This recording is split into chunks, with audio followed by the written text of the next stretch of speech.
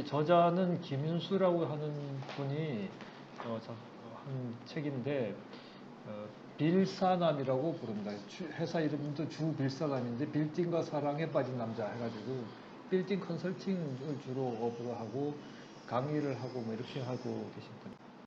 이제 젊은 사람이에요. 그래서 이분이 이제 여러 가지 뭐 기고도 하고 내신 분인데 실전 스토리를 많이 가지고 있습니다. 젊은 분인데도 불구하고.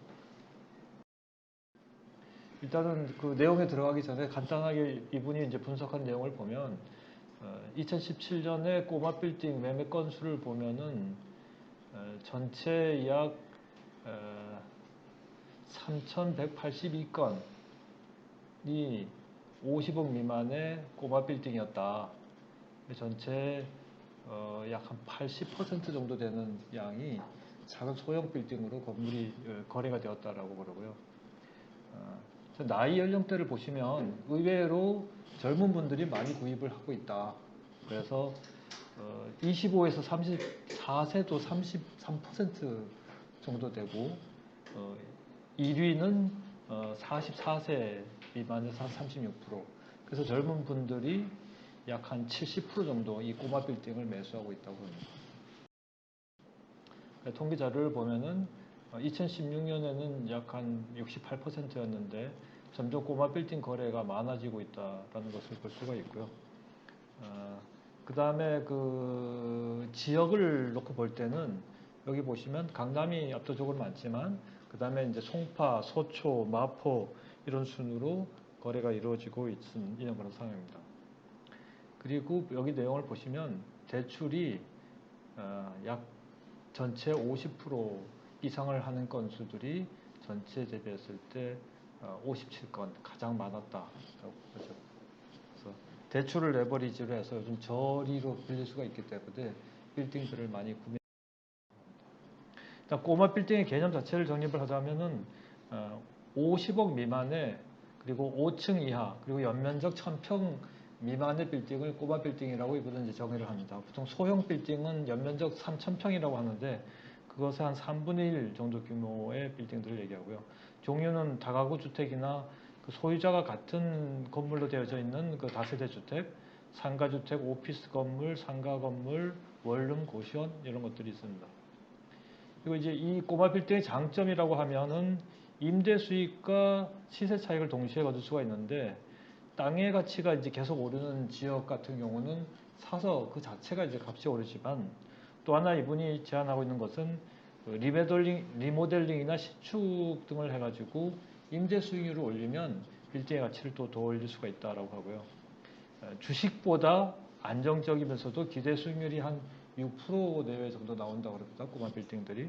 그래서 상당히 높은 편이고 레버리지를 많이 하기 때문에 그거 고려하면 이제 좀 더 자기 자본 수익률은 더 올라가게 된다라고 볼 수가 있고요. 그 다음에 이제 매매 금액이 작기 때문에 잘 팔린답니다. 그래서 황금성도 빌딩 치고는 상당히 좋은 편이다. 그래서 자기가 팔고 싶을 때 어느 정도 팔린다라는 그런 얘기입니다. 노후의 동반자라는 얘기는 이 땅의 가치가 계속 우상향하고 있기 때문에 안정적으로 투자할 수 있는 그런 부분이 된다. 기본 상식이라고 되어져 있는데 이제 꼬마 빌딩을 투자할 때는 제2종 일반 주거지역 이상으로 투자를 하는 것이 좋다라는 부분입니다. 투자 로드맵 관련해서 사람에 따라서 이제 꼬마 빌딩의 투자 전략이 조금 달라지는데 노후 생활용 같은 경우는 건물이 좀 비싸다 상대적으로 그러니까 매입가 대비 임대 수익률이 좀 적더라도 위치가 좋아서 공실률이 좀 낮은 그런 지역을 투자하는 것이 좋고 이제 젊은 투자자 아까 젊은 투자들이 많이 투자했었는데 그런 분들은 좀 노후된 빌딩을 사가지고 향후에 리모델링이나 신축 등을 노려봐도 장기적으로 괜찮은 투자가 된다라고 합니다. 언제 살 거냐 하는 부분은 뭐 그동안 통계를 봤을 때 계속 그 가격이 우상향해 왔기 때문에 특히 이제 이 빌딩은 아파트나 이런 거와 달라서 정책적인 요인이 적기 때문에 항상 기회가 되면서 좋은 매물이 있으면 언제든 사는 게 좋다. 적기란 따로 없다. 이제 이런 얘기를 하고 있습니다. 로드맵 관련해서는 이제 저런 1, 2, 3, 4의 순서대로 하는데 첫 번째는 그 투자 지역뿐만 아니라 목적, 그다음에 선호 항목, 대출 비율, 인근 매매 사례 등을 쭉 검토를 해서 이제 대상 후보 물건들을 찾고요. 찾으면은 그 물건에 대한 취득 비용, 그다음에 자금 계획 이런 것들을 체크를 하고, 그다음에 이제 잔금 전에는 대출이 최종적으로 승인이 나는지, 그리고 임대차 승계 확인서라고 하는 부분들을 확인하는 것이 좋다. 그리고 이제 외주관리 계약서라든가 도면 이런 기타 서류들도 다 챙겨두라라고 얘기를 하고 있고요. 맨 마지막에 이제 매입 후 사후 관리 부분을 잠깐 얘기하는데, 직접 관리하는 부분과 업체를 쓰는 관리 업체를 쓰는 부분들을 둘 중에 하나를 선택하는 것이 좋다라고 얘기하고 있습니다. 건물 관리 부분인데 당연히 이제 선호 업종에 임차인이 들어오면은 건물 이미지가 좋아지기 때문에 건물 자체의 가치가 올라가는 그런 효과가 있다. 그래서 선호 업종이라고 하면은 커피숍, 헤어숍, 레스토랑 이런 좀 깔끔한 이미지를 구현할 수 있는 그런 업종들이 일반적으로 그 건물의 가치를 올릴 수 있는 업종들이고, 비선호 업종이라고 하면은 뭐 마사지샵, 점집, 중국집 이런 조금 깨끗한 느낌보다는 좀 다른 느낌인 이런 부분들이 이제 그렇게 보여진다고 합니다. 그리고 임대인이 그 단순히 임대료를 안 올리는 것이 착한 임대인이 아니고, 건물을 활성화하고 이미지를 깨끗이 유지해서, 그리고 입주자 간에 서로 이제 윈윈할 수 있는, 시너지할 수 있는 그런 업종들도 잘 관리해서 그 빌딩을 살릴 수 있는 그런 건물주가 착한 건물주다. 그래서 그렇게 관리를 하는 것이 좋다라고 얘기를 하고 있습니다. 그리고 건물주와 임차인의 입장에서도 너무 건물주의 입장만 강조하게 되면은 결국은 이제 그 건물이 문제가 되는 경우도 많이 있기 때문에 적정선에서 할 수 있는 그런 설계가 필요하다라고 얘기합니다. 그 다음에 이제 매각 시점 관련해서는 아까 얘기했던 것처럼 건물이 계속 가격이 오르기 때문에 다른 것을 살 것을 염두에 두고 매매를 결정하라는 거죠. 일단 팔아놓고 나면은 다시 살 수 있는 기회가 없을 수 있다. 그래서 팔고 사기를 동시에 하는 것이 좋다라는 얘기입니다. 그 다음에 건물에 일반적으로 등급이 있다고 이분은 표현을 하는데요. A, B, C 등급해서 내 건물의 등급이 몇 등급에 해당하는지를 파악을 하고 거기에 맞게 움직이면 좋겠다. 그러니까 A 등급 같은 경우는 좀 이렇게 강하게 이렇게 해도 되고, C 등급 같은 경우에는 이제 조금 좀 다르겠죠. 입지에 따라서. 그 다음에 이제 중개인이 자주 연락 올 때가 이제 시황이 좋아서 건물 값이 조금 더 가치가 오르는 그런 된다라고 얘기합니다. 이분은 이제 몇 가지 사례들을 쭉 가지고 설명을 하는데, 이 책이 나온 지가 2017년이니까 한 2년 정도 됐습니다. 그래서 약간의 그 시세는 감안을 하셔서 보셔야 되는데, 이 첫 번째 사례는 합정동의 2종 일반 주거지역에 그 17평 대지에다가 연면적 50평짜리 다가구를 이제 매입을 한 사례입니다. 그래서 대출 포함해서 5억 1천만 원에 매입을 해서 리모델링을 한 다음에, 아주 꼬마 빌딩이죠. 17평 대지니까. 그래서 리모델링 한 다음에 1층에다 카페를 만들고 2층엔 자기 사무실, 3층에는 거실과 부엌, 4층에는 침실과 테라스로 개조를 했다고 합니다. 근데 이제 이렇게 개조한 것 자체가 가치를 많이 올렸다기보다는 이 합정동이 이제 홍대 상권이 커지면서 가치가 많이 올라가가지고 이 사람은 12억으로 지금 현재 가치가 올라가져 있는 상태라고 그러고요. 몇 평짜리라고요? 대지 17평에 건평이 50평. 뾰족하게 올라간 거죠, 4층으로. 네. 사람 한 명이 오면 잘했네요. 굉장히 젊은 사람인데 자기 그 전세비를 빼가지고 이걸 투자를 해가지고 사무실도 쓰고 뭐 카페 임대도 내고 이렇게 했다고 그럽니다.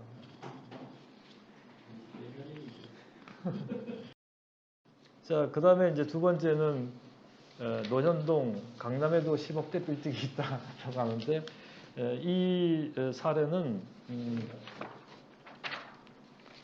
그 대지가 30평, 연면적이 80평이어서 지하 1층에 지상 4층짜리 건물인데 30년이 돼서 좀 노후가 된 건물이라고 합니다. 이걸 12억에 구매를 해서 매도인 명도 조건으로 이렇게 샀다고 하고요. 그 다음에 이걸 가지고 1억 5천만 원을 들여서 리모델링을 했는데, 이 리모델링 1억 5천만 원 투자만 가지고도 기존의 월세를 320만 원 받던 것을 700만 원을 이렇게 바뀌었다고 합니다. 그래서 1억 5천만 원을 이렇게 투자를 했을 뿐인데 가치가 올라가서 1년 가지고 있다가 매각을 했는데 17억에 매각을 했다고 합니다.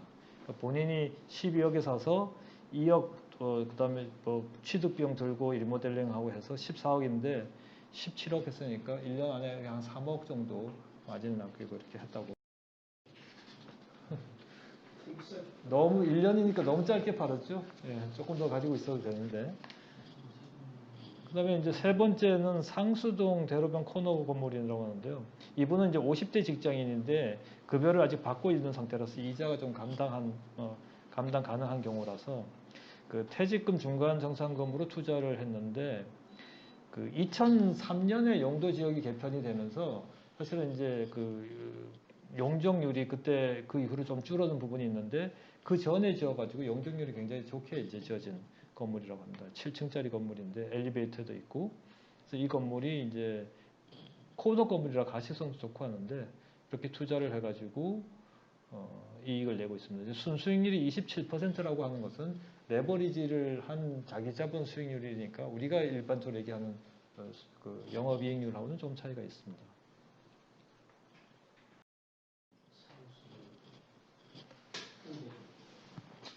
그다음에 이제 나에게 맞는 꼬마 빌딩 찾기인데 이분은 지금 이제 꼬마 빌딩을 사라고 지금 컨설팅을 하면서 하고 있는 얘기니까 첫 번째는 이제 목표를 명확히 하라고 합니다. 그래서 모든 빌딩이 100% 내가 원하는 것이 다 맞지 않기 때문에 한 장점이 더 많다. 50% 이상이 장점이다라고 하면 투자해도 좋겠다라고 얘기를 하고 있고요. 그 다음에 이제 메인 목적과 관련해서는 임대 수익이 목적인지 아니면 시세 차익인지 아니면 직접 사용할 것인지 또는 증여가 목적인지를 잘 선택하는 게 좋겠다. 그러니까 다시 말하면 이 네 가지 목적 때문에 주로 사람들이 구입을 한다는 거고요. 거기에 따라서 조금씩 이제 투자 방법이 달라질 수 있다는 겁니다. 그다음 자금 현황을 좀 체크해 봐야 되고 대출 얼마 받을지 현금이 얼마 있는지 그다음에 검토하고 있는 지역은 본인이 잘 아는 곳이거나 아니면 이제 깊이 공부를 해가지고 살아라고 조언을 하고 있습니다. 그 다음에 이제 선호 항목인데 모든 부분들이 다 만족시킬 수는 없지만 핵심이 될 수 있는 부분들을 몇 개를 선택해서 적어도 이 항목들은 내가 맞춰야 되겠다라고 그것을 선택하라는 겁니다. 대표적인 것이 도로의 너비, 그다음에 역과의 거리, 경사면, 코너 여부, 용적률, 그다음에 건물의 상태, 주차장이 얼마인지 또는 엘리베이터가 있는지 이런 부분들을 보고 절반 이상이 내 니즈에 맞는다라고 하면은 과감하게 투자하는 게 좋다라고 조언을 하고 있습니다. 그래서 이제 투자 자금을 얘기하는데 얼마면 투자할 수 있느냐? 꼬마 빌딩을 살 수 있느냐? 이 사람은 자기 자본 5억 정도 가지고 20억 정도 빌딩을 사는 것이 무난하게 가능하다라고 제안을 하고 있습니다. 사실 5억 정도 투자한다고 하면은 직장인들이 도전해 볼 수 있는 정도의 금액이죠. 20억짜리 건물에 대해서. 요즘 금리가 워낙 낮으니까. 그리고 그 대출이 많이 나오는 건물은 그럼 어떤 건물이냐라고 했을 때 공시지가가 높고 인근에 비싸게 매각된 사례가 있는 그런 지역들이 은행에서 대출을 더 받기가 좀 좋다고 합니다. 그리고 방공재가 없는 근린생활시설이 주택보다는 대출이 좀 더 용이하다. 그다음에 이제 그 빌딩을 사기 전에 답사를 할 때 사전에 이제 그 어떤 저 중개를 끼고 할 경우에는 이제 부동산 매물 보고서도 있을 수 있고 기타 관련된 서류들을 체크하고 오는데 상권이 주 5일 상권인지 주 7일 상권인지를 체크하는 것이 중요하다라고 합니다. 이틀을 더 영업을 할 수 있다는 것이 임차에서는 굉장히 큰 차이를 내고 있기 때문에 그 다음에 이제 걸어서 꼭 체크를 하라는 거고요. 차로 그냥 휙 보지 말고 그 다음에 이제 그 인근 건물의 업종 내가 원하는 그 건물 말고 그 옆에 인근 건물에 어떤 업종이 있는지도 같이 보면은 도움이 된다라고 얘기를 하고 있습니다. 그 다음에 이제 빌딩 투자를 어디에 할 것인지를 이제 얘기를 하는데 이분은 저번에 우리가 핫플레이스 얘기했을 때랑 비슷한 얘기를 하고 있는데 젊은 사람들이 이용하는 상권에 투자하는 것이 장래성이 좋다는 겁니다. 그래서 20, 30대들이 많이 가는 그런 데들가 좋고 그다음에 도로는 8m 내지 12m 뭐 이런 정도가 양호한데 15m가 넘는 도로 같은 경우에는 상권을 가르기 때문에 그런 경우에는 좀 주의해서 할 필요가 있고, 그 다음에 이제 막다른 길, 언덕길 또는 푹 꺼진 길 이런 건물은 피해라 라고 제안을 합니다. 그리고 주변에 큰 상권이 있는 곳은 그 상권이 지금까지 트렌드로 봤을 때 계속 확장성을 보여주고 교통이 점점 좋아지고 있으면서 계속 확장되고 있기 때문에 주변에 큰 상권이 있는 그런 지역에 사는 것이 좋다. 그 큰 상권 안이 아니더라도 인근에 그런 데가 있는 것이 좋다고 제안을 하고 있습니다. 그 다음에 그 쇼핑과 문화, 그 다음에 먹거리, 음주 이런 것들이 같이 있는 그런 상권들이 임차료를 받기에 도움이 많이 된다. 다음에 이제 상권의 변화 부분인데 보통 일반적으로 상권이 형성되면 처음에는 먹자 상권으로 형성이 되었다가 다음에는 이제 커피숍이나 레스토랑 같은 것들이 많이 들어오고 마지막에 이제 화장품, 옷가게 같은 소매점들이 들어오는 상태로 상권이 성숙해 간다고 얘기를 하고 있고요. 그다음에 교통이 좋아지면 아까 얘기했던 것처럼 빨대 효과가 생기기 때문에 지역 상권들은 오히려 위축이 되기 때문에 빌딩은 아파트와 다르게 좀 더 이렇게 핵심 지역들로 투자하는 것이 더 좋다라고 제안을 합니다. 다음에 이제 그 리모델링에 대해서 얘기를 하는데 리모델링이 그 절차가 상대적으로 더 간소하고 진행도 수월하기 때문에 신축보다 리모델링을 일부는 더 제안을 하고 있습니다. 그래서 내외부 구조가 아주 이상하고 해서 리모델링 비용이 너무 많이 드는 경우가 아니라면 소액의 리모델링 비용을 통해 가지고 쉽게 건물의 가치를 올릴 수 있다. 그리고 리모델링 비용은 평당 한 150에서 200만 원 정도 이분은 얘기를 하고 있고요. 그다음에 엘리베이터를 놓는데 한 1억 정도 되는데 엘리베이터를 놓으면 이제 고층 임대료를 더 받을 수가 있으니까 도움이 많이 된다는 거고요. 도로사선 제한은 폐지가 됐으니까 이제 괜찮은데 일조권 사선은 지금도 있기 때문에 북향 건물을 하는 것이 좋겠다라고 얘기하고 있습니다. 다음에 이제 노후화된 건물을 매입해서 신축하는 부분들인데요. 노후 건물 같은 경우에는 한 50평은 최소 이상 되는 것을 사야 다음에 건물을 지었을 때 효율이 많이 난다는 거고, 뭐 북향 건물이 좋고, 그다음에 코너 건물 같은 경우에 이제 주차장 진입을 사이드로 할 수 있으니까 훨씬 좋고, 그다음에 건물이 더 커 보이는 효과도 있다고 합니다. 코너 건물을 제안을 하고, 1층 업종이 건물의 얼굴이기 때문에 1층 업종 선택을 잘해야 되는데 우리가 그 지역을 얘기할 때 2종 일반 주거 지역이 그 건폐율이 더 높잖아요. 그 3종이나 준주거보다. 그래서 1층 업종 면적을 더 뽑을 수 있는 2종이 더 유리한 경우도 있다. 꼬마 빌딩 같은 경우에는. 그래서 반드시 이 높은 그것이 더 유리한 것은 아니다라고 합니다. 그 다음에 이제 신축을 할 때는 뭐 당연히 이제 명도 부분을 잘 고려를 해서 진행을 해야 되고요.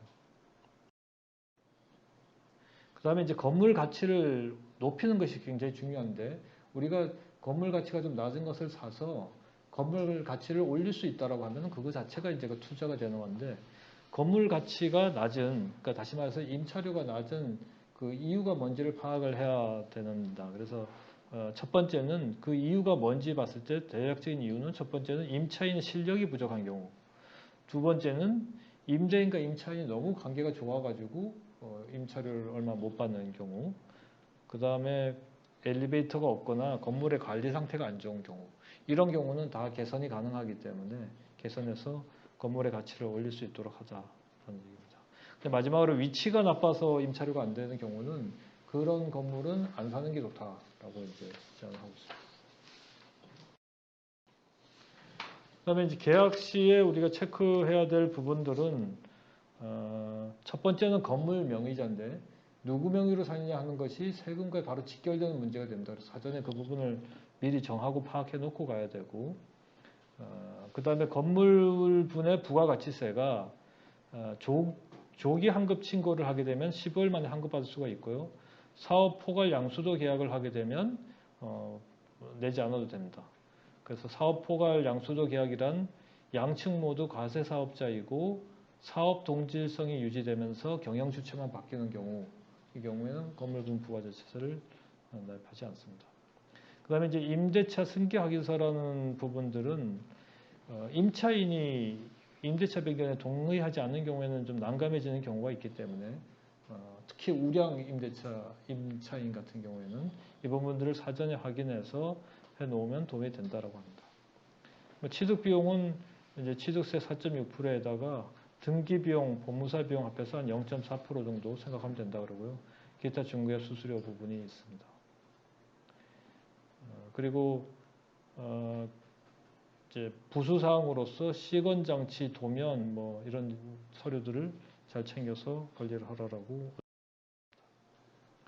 그다음에 이제 일반적으로 빌딩을 구입한 이후에 관리 비용들이 발생하는 사례들 쭉 얘기해주고 있는데 꼬마 빌딩 같은 경우입니다. 그래서 보통은 이제 관리업체를 쓰는 경우가 많은데 빌딩 같은 경우는 임차인들이 많고 하면 번거롭기 때문에 힘든 경우가 많기 때문에 이제 관리업체 비용이 한 100만 원 정도 된다고 합니다. 근데 꼬마 빌딩은 사실은 임차인이 별로 많지 않고 하기 때문에 굳이 이런 비용을 쓰는 것보다는 직접 하는 것이 더 낫다라고 추천을 하고 있습니다. 그래서 여기 이렇게 보면은 그 고정비가 한 달에 한 100만 원 내지 200만 원 정도 지금 발생한다고 이분 보고 있고요. 여기 리스트되어져 있는 비용 외에 뭐 연 1회 정도 외벽 청소하는 비용을 설정을 해서 좀 건물도 관리하고 CCTV 설치비, 그다음에 누수나 수리업체 확보해서 관리하는 비용, 그다음에 세무사 비용 이런 부분들을 고려를 하라라고 어드바이스를 하고 있습니다. 세금은 저번에 얘기했기 때문에 길게 얘기할 필요는 없을 것 같고요. 4.6% 취득세에다가 재산세 같은 경우는 이제 시가 표준액의 그 공정시장가액 비율이라고 그래서 주택은 60%, 토지 건축물은 70% 이렇게 곱한 다음에 여기에 이제 세율을 곱해가지고 재산세를 매기게 되고요. 그다음에 일반 주택은 그렇게 해서 나온 세율이 0.1에서 0.4%. 초과 누진세율로 나오고 토지 같은 경우는 0.2에서 0.5% 정도 누진세율이 됩니다. 납부 시기는 건축물은 7월 말, 그 다음에 토지는 9월 말에 납부를 하게 됩니다. 양도세 부분은 뭐 아시다시피 이제 양도 차익이 나오게 되면 거기에 장기보유 특별공제 빼고 그다음에 이제 기본공제 빼가지고 과세표준에 세율을 곱하게.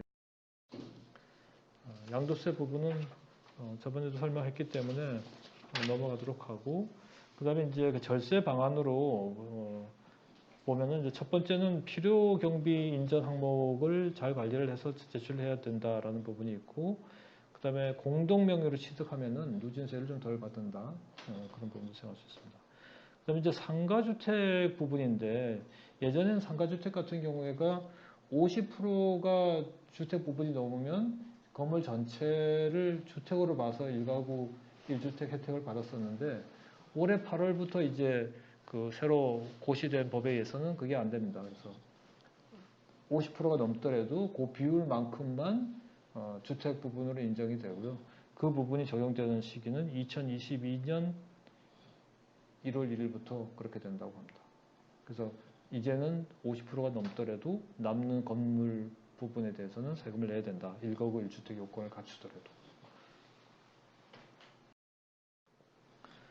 그 다음에 이제 몇 가지의 빌딩을 사서 실패한 사례들을 예를 들고 있습니다. 첫 번째는 리스백이라고 그래가지고 건물주가 매도를 해놓고 거기에 임차인으로 다시 들어가서 그 고액의 임차료를 주기로 계약하고 이제 들어가는 그런 경우를 리스백이라고 그런다고 그러는데 이게 그렇게 해놓고서는 배째라 돈은 이제 다 해놓고 안 주고 버티고 이렇게 하는 경우가 있었다고 그럽니다. 실제로. 그래서 굉장히 곤란을 겪었다고 그러고요.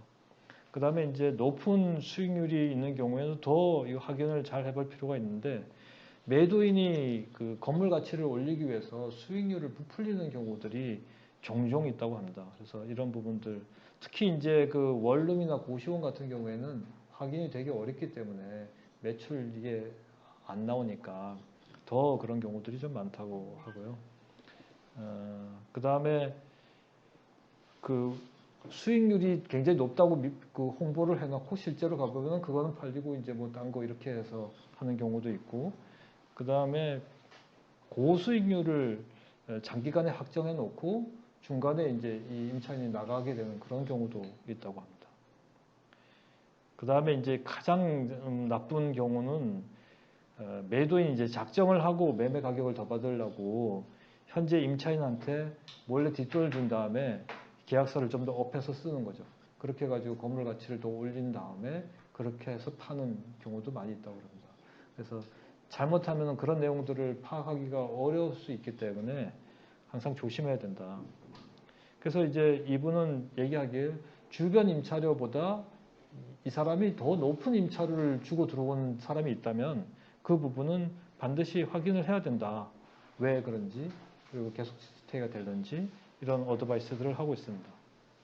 그리고 굉장히 우량 임차인이 있다면, 굉장히 경쟁력이 있어서 그 건물의 가치를 올릴 수 있는 그런 임차인이 있다면 이 사람이 계속 그곳에 있을지에 대해서 임대차 승계 확인서를 받아두는 것이 안전하다라고 제안을 하고 있습니다. 그 다음에 이제 또 다른 실패 사례에 대한 부분들은 이게 이제 예쁘게만 모델링해서 집을 파는 경우가 빌딩을 파는 경우가 있어서 이쁘기만 한데 다른 부분들, 예를 들어서 내부 구조가 아주 효율이 떨어지거나 아니면 도로에 문제가 있거나 시설에 문제가 있거나 이런, 또는 용도 지역이 뭐 전용 주거 지역이라든가 뭐 이런 경우에는 가치가 떨어지기 때문에 조심해야 된다고 그러고요. 그 다음에 이제 명도 부분, 뭐 아시다시피 이제 5년 갱신 청구권이 2019년부터는 10년 갱신 청구권이 되어서 이런 부분들 더 주의하라고 하고요. 그 다음에 이제 신축 후에 규모를 분석해서 그 투자 수익률을 계산해야 되는데 초보자들은 사실은 신축이 쉽지 않으니까 이 부분은 잘 판단해서 진행하라고 제안을 합니다. 그 다음에 이제 가장 중요한 거는 상권 분석인데 일단 상권 분석이 어렵다라고 하면은 공실률이 낮은 지역 전체적으로 그런 지역을 투자하라고 제안을 합니다. 이분이 이제 투자 추천하는 지역은 강남입니다. 강남 쪽을 이제 이분은 투자 추천을 하고 있는데 오히려 강남이 홍대나 이태원, 성수동 뭐 이런 데보다 더 저렴한 경우도 많이 있다. 이런 얘기를 하고 있고 특히 그 테헤란로 북쪽을 태북 지역 중에서 이제 청담동, 신사동, 삼성동, 논현동, 역삼동 여기를 아주 그 핵심 지역으로 추천을 하고 있고요. 태남 지역에서는 대치동이 좋다고 합니다. 전체적으로 태남보다는 태북이 훨씬 더 가치가 있는 지역이다라는 제안이고, 그다음에 이제 강남의 상징성을 놓고 봤을 때 강남대로, 테헤란로, 영동대로, 도산대로, 압구정로 이 도로들은 그 강남의 어떤 상징성을 대변하는 도로이기 때문에 이런 쪽에 있는 도로들을 이분은 추천을 하고 있습니다.